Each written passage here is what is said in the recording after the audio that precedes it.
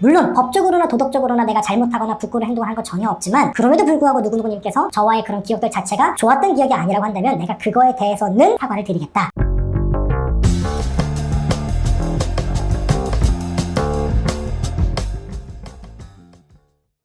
네, 여러분 안녕하십니까. 형사전문 변호사 용성호 변호사입니다. 오늘은 저희가 실제로 수행했던 사건 한번 말씀을 드려보도록 하겠습니다. 이 영상을 보시는 분들 중에 그런 분들이 있을 거예요. 처음 보는 여성과 소위 말하는 하룻밤 성관계를 갖고 스킨십을 가졌는데 다음날 연락이 와가지고 나 당신한테 강간당했어. 나 의식이 없었는데 왜 당신 나와 성관계 당했어? 나 중간간 피해자야. 라고 하면서 고소할 거야. 그러니까 빨리 고소당하기 싫으면 합의 좀 줘. 라는 연락을 받으시는 분들이 있을 것 같습니다. 저희 의뢰인이 이런 상태에서 저희를 찾아오셨고요. 저희가 그 사건을 단 반나절 만에 종결시킨 케이스를 한번 설명을 드려보도록 하겠습니다. 사건의 내용은 이랬습니다. 저희 의뢰인은요, 어플에서 상대방 여성을 만났습니다. 근데 그 어플에서 어떻게 서로 만나게 됐냐면요, 상대방 여성이 소위 원나잇 파트너를 구하는 류의 글을 올렸고요, 저희 의뢰인이 거기서 댓글을 달고 서로 대화를 주고받다가 매칭이 이루어졌습니다. 그렇게 해서 만났는데 상대방이 뭐라 그랬냐, 처음에는 그냥 만나서 술만 먹고 헤어지자 라고 얘기를 했습니다. 저희 의뢰인도 알겠다 라고 했습니다. 그리고 둘이 만났습니다. 술을 마시고 이제 관계가 좋아지니까 숙박업소로 이동을 했고요, 모텔에서 관계를 가졌습니다. 그러고 나서 저희 의뢰인은 귀가를 했고 상대방도 이후에 귀가를 했는데 그날 저녁에 상대방이 연락이 와가지고는 내가 분명 어제도 만나기 전에 우리 처음 만나서는 다른 거 하지 말고 술만 먹고 서로 알아가며 헤어지자 라고 했는데 왜 어제 너 술에 만취있는 나를 모텔에 데려간 거야? 그리고 나 의식도 없었는데 너 왜 나 데리고 성관계를 한 거야? 이거 분명히 중간간이야 라고 하면서 저희 의뢰인한테 뭘 하기 시작한 거예요. 그러면서 그 사람이 뭐라 그랬냐, 나 이거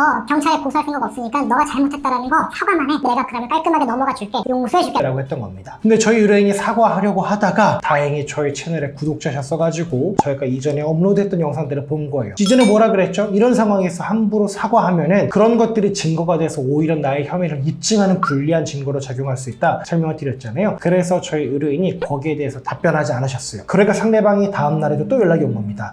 너가 사과하지 않으면 나 경찰에 고소할 거야. 그리고 너 혐의를 입증할 만한 증거도 다 확보하고 있어. 이렇게 얘기를 했다고 합니다. 그러면서 이런 말 했대요. 성범죄는 여자 진술만으로도 입증할 수 있는 거 알지? 너 잘 생각해 라고 했다고 합니다. 그러면서 합의할 생각 있으면 연락해 라고 얘기를 했대요. 근데 생각해보면은 어제 저녁까지만 상대방 뭐라 그랬죠? 나 너를 경찰에 신고하거나 고소할 생각 없고 그냥 사과만 받으면 돼 라고 했는데 다음날 아침에 됐더니 합의할 생각 있으면 연락해 라고 했다라는 거는 점차 그 사람의 의도가 무엇인지 노골적으로 밝혀져 가고 있다는 거죠. 근데 우리 의뢰인이 상대방이 그런 카톡에다 답장하지 않으니까 상대방이 계속해서 카톡을 보내면서 야 너 어떻게 할 거냐고 나 진짜 경찰에 오늘 신고하러 간다 이런 카톡을 계속 보내왔던 거예요. 그래서 저희 의뢰인이 답장을 하지 않고 그날 바로 방문 상담을 찾고 저희를 찾아오셨습니다. 그래서 제가 그 카톡 내용을 봤더니 이제 이런 상황이었던 거죠. 제가 저희 의뢰인한테 그랬습니다. 이거 상대방이 어떤 카톡을 보내오느냐에 따라서 선생님이 뭐라고 답장하시느냐가 굉장히 중요하고 그런 것들을 어떻게 답장하느냐에 따라서 사건화가 되지 않고 종결될 수도 있는데 잘못 답장하면 이게 사건화가 될 수도 있고 오히려 그 잘못 답장한 게 우리 의뢰인의 혐의를 입증하는 증거로 쓰일 수 있기 때문에 답장하는 거에 있어서 굉장히 조심해야 된다라고 조언을 드렸습니다. 그랬더니 저희 의뢰인이 그러시더라고요. 이게 아직 사건화가 되진 않았지만 혹시 우리한테 사건을 맡길 수 있냐? 그러면서 이런 말씀하셨어요. 실제 사건화가 되기 이전보다 훨씬 적은 선임료를 내가 먼저 내고 상대방이 카톡 보내왔을 때 변호사님이 그 카톡을 보시고 어떻게 답장하는 게 좋은지 조언을 줄 수 있느냐? 라고 얘기를 하시더라고요. 그래서 제가 좋습니다. 그렇게 진행하겠습니다. 라고 했습니다. 자, 상대방이 먼저 이렇게 카톡을 보내왔더라고요. 제가 그때 실제 카톡 주고받았던 거 한번 말씀을 드려보도록 하겠습니다. 상대방이 이렇게 카톡을 보냈습니다. 너가 오해할 수 있어 말하는데 너가 솔직하게 말하기만 하고 너가 사과하기만 하면은 나는 너 해코지하고 싶지 않다. 나쁜 짓거리 하고 싶지도 않다. 그저 난 이 상황에서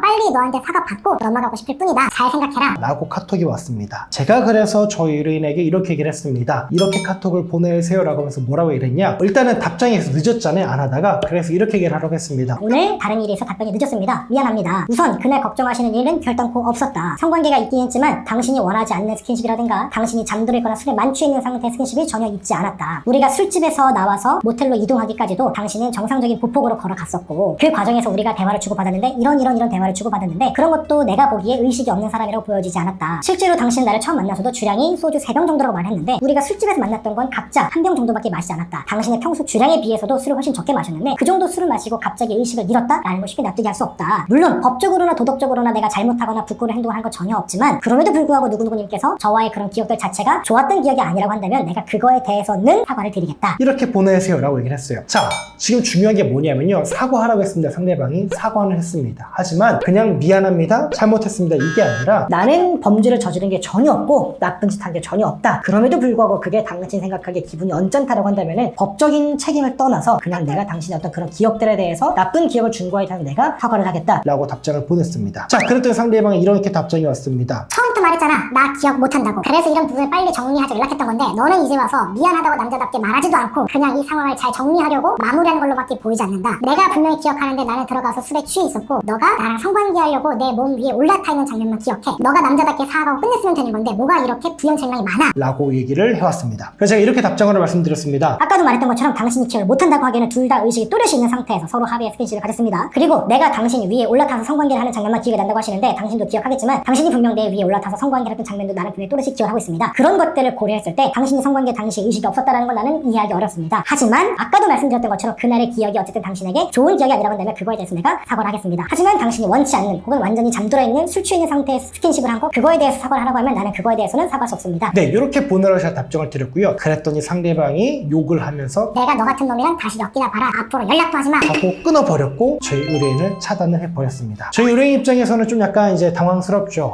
아니 이게 고작 카톡 한 3번만 해결이 될 수 있는 일인가? 당황스럽기도 했고 실제로 그런 걱정을 했습니다. 변호사님, 근데 이 사람이 이렇게 한 다음에 저를 고소할 수 있는 거 아닌가요? 네, 물론 맞습니다. 하지만 상대방은 그 이후에도 고소를 하지 않았고요. 사건은 그렇게 잘 마무리가 되었습니다.